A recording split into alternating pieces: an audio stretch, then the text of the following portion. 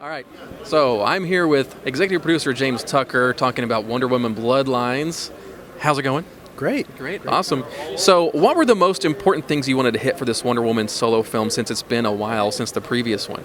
Well, I definitely didn't want to recover old ground about her origin, even though we do touch on it just enough to get the context of the rest of the story. So we do show some Themyscira stuff, but I mainly wanted to show Wonder Woman's foundational supporting cast, how her life is in a typical adventure, meaning most Wonder Woman things, like the feature film, the last animated movie, started from square one, meaning they started as origin movies.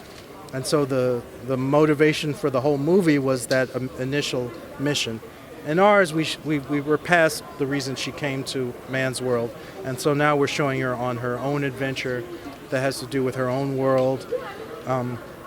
And it's specifically Wonder Woman in that she's got to redeem a character who's a villain, who she knew as a friend.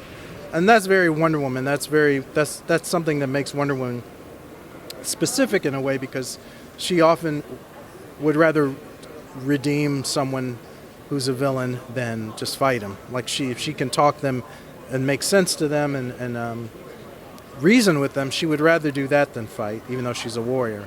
Mm-hmm. So there's a big component of that. And also we have her whole rogues gallery, as many as we could fit in.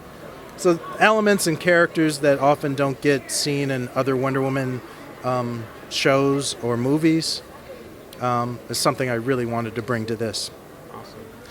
Awesome. So what kinds of elements or story shifts or anything that you have to do with this movie, with it being in this collected cinematic animated universe? Well, I had to tie it to Justice League War a little bit and then in that way we kind of follow the same template that Justice League did, the animated series did with its Wonder Woman, because that Wonder Woman came to man's world because of an invasion as well.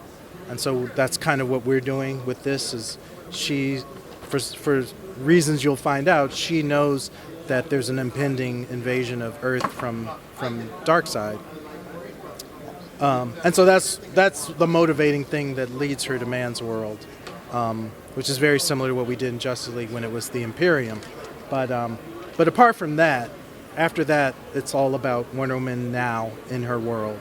And so basically the tying her to Justice League War, tying her to Steve, how they knew each other in Justice League War, we set all that up and then go from there. We go forward from there and then catch up to where she is now. And it's post Death of Superman, so it's definitely happening now. You're up to date. Hush has happened. Death of Superman, Return of Superman, all of that's happened. And now we're with Wonder Woman. Awesome. Well, since this is Batman on film, I have a quick Batman question for you. So right. We got Hush, we got Dark Knight Returns. We BOF lobbied a long time for that Gotham by Gaslight film, which we really enjoyed. Are there any other Batman stories or properties that hasn't been covered that you would like to see or try to work on? I think there are, but they're not well known. As a Batman fan who's been reading since the 70s, there's been lots of little stories that could be expanded into bigger movies. I particularly like the J.M. DeMatteis, Joe Staton one, and I'm blanking on the name of it, but it's basically when Joker goes good. Going Sane? Yes. Yes, I just read that last week. It's very interesting. It's the perfect length for being expanded into a movie. I wouldn't have to cut anyone out. It's like 4 issues. Yeah. And it's a real solid Joker story. It's a real solid Batman story. Sometimes, Killing Joke favors Joker, clearly, of course. And other stories, I just think it's got a perfect way to showcase both of them in a way you've never seen. But it's not a fan favorite in that it doesn't come up on the polls that people do. Mm-hmm. And so I think we're almost tapped out of the stories everyone knows. I mean, I think you could do a good version of Nightfall. I was about to say Nightfall would be on the top of my list. How would you do it if you were going to do it? You could not do it in a movie, or definitely not one movie, and then not even two, really. Mm-hmm. I mean, I think 3-part. Yeah, I mean, if I had a Batman series, another one, that would be a blessing, but it's not, who knows. But those kind of stories, a lot of the stuff that happened post Dark Knight through the late 80s, 90s, early 2000s would be great fodder for a series. And it's stuff that BTAS never covered. It's stuff I definitely didn't cover in Brave and the Bold, and The Batman didn't cover. So I would love a shot at doing an extended Batman series. Well, even an anthology, but even a continuing series, because there's going to be one. I'm putting my hat in the ring for whatever the next Batman series. And tap into some of those stories that don't get tapped into.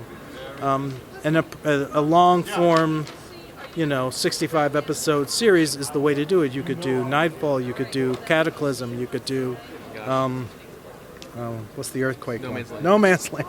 I did a pitch on that. So there's a lot of things you could do with that. You could show the trajectory of how the different Robins came to be. I mean, you could really delve into you'd have to make some compromises because they rearrange things so certain things won't fit anymore, but there's a way to rework all of that.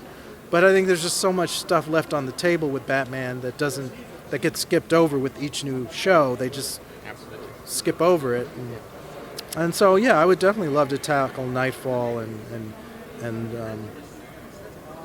the new Batman, the Image Batman. What was his name? Image Batman? Azrael? Yeah, or Azbats? Azrael, Oh, please make an Azrael movie. We love Azrael. Awesome now. The thing is, when he first was done, there's no way in hell we would have done him because he was so new and fresh, and we're like, what's that? But after, certain characters come out and they grow and develop, and there's a richness to them that we see, and then it's like, oh, yeah, he'd be great for it now. So, they abandoned me. So. Awesome. Yeah. Well, appreciate it so much. Thanks you. for talking to us. Thank you. Thank you.